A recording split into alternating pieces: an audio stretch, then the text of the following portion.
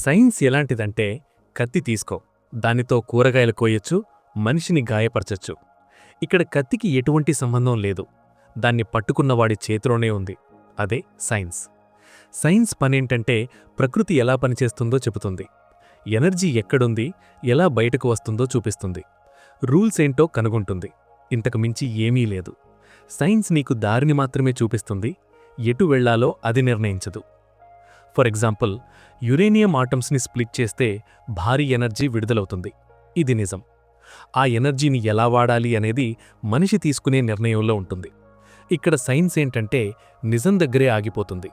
ఆ ఎనర్జీతో ఎలక్ట్రిసిటీ ఉత్పత్తి చేస్తావా, లేక ఒక నగరాన్ని బూడిద చేస్తావా అని సైన్స్ చెప్పదు. ఆ నిర్ణయం మనిషి చేతిలోనే ఉంటుంది. జపాన్ మీద పడిన అణుబాంబు కూడా మనం సృష్టించకముందే ప్రకృతిలో దాగి ఉన్న శక్తినే. మనిషి దానిని సృష్టించలేదు, కనుగొన్నాడు. సైన్స్ ఇలా చేస్తే ఎనర్జీ వస్తుంది అని చూపించింది, కానీ మనిషి మాత్రం ఆ ఎనర్జీని నాశనం కోసం వాడాడు. న్యూక్లియర్ ఫిషన్ ఒక నిజం, అది బాంబుగా మారడం ఒక నిర్ణయం. ఆ నిర్ణయం వెనుక భయం, యుద్ధం ముగించాలనే ఆత్రం, పవర్ సమీకరణాల రాజకీయాలు అన్నీ కలిసే ఉన్నాయి. రెండో ప్రపంచ యుద్ధ సమయంలో శాస్త్రవేత్తలను వెనకాడిన ప్రశ్న, నాజీ జర్మనీ ముందుగా అణువాయుధం తయారుచేస్తే అది చరిత్రలో నిజమైన ముప్పు అని. ఆ సమయంలో రాబర్ట్ ఓపెన్హైమర్ నేతృత్వంలో మాన్హాటన్ ప్రాజెక్ట్ సాగింది. బాంబు చెడ్డదా అంటే అవును, కాని శత్రువు ముందుగా చేస్తే ఇంకా చెడ్డదా అనే ఆలోచన నడిచింది. మనం చేయకపోతే వాళ్లు చేస్తారు అనే భయం నిర్ణయాన్ని నడిపించింది. ఇది పూర్తిగా మంచిది కాదు, కానీ అవసరం అని మనల్ని మనమే ఒప్పించుకున్న పరిస్థితి అది. ఓపెన్హైమర్ చేసింది సైన్స్, కానీ దాని ఉపయోగం రాజకీయాలు, సైన్యం నిర్ణయించాయి. ఒక మనిషి తాను వేల మంది మరణానికి కారణమవుతానని ప్రతిరోజూ ఆలోచించుతూ పనిచేయలేడు. అందుకే మనసు ఒక రక్షణ పద్ధతి తయారు చేసుకుంటుంది. నేను ట్రిగ్గర్ నొక్కడం లేదు, నేను కేవలం లెక్కలే వేస్తున్నాను. ప్రాజెక్టు పూర్తయింది, బాంబు పేలింది, యుద్ధం ముగిసింది. కానీ మానవ చరిత్రలో ఒక నైతిక గీత దాటబడింది. హిరోషిమా తర్వాత ఆయనకు ఒక విషయం అర్థమైంది.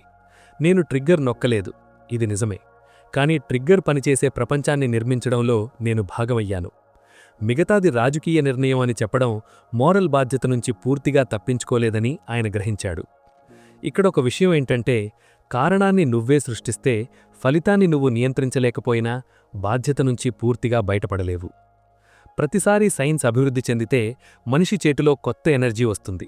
న్యూక్లియర్ ఫిజిక్స్ నుంచి న్యూక్లియర్ ఎనర్జీ, బయాలజీ నుంచి జన్యు మార్పులు, కంప్యూటర్ సైన్స్ నుంచి ఏఐ మరియు నిఘా, కెమిస్ట్రీ నుంచి మందులు, విషాలు, ఇలా చెప్పుకుంటూ పోతే ఎన్నో ఉన్నాయి. బట్ సైన్స్ ఒక్కటే చెబుతుంది, ఎవ్రీథింగ్ ఈజ్ పాసిబుల్.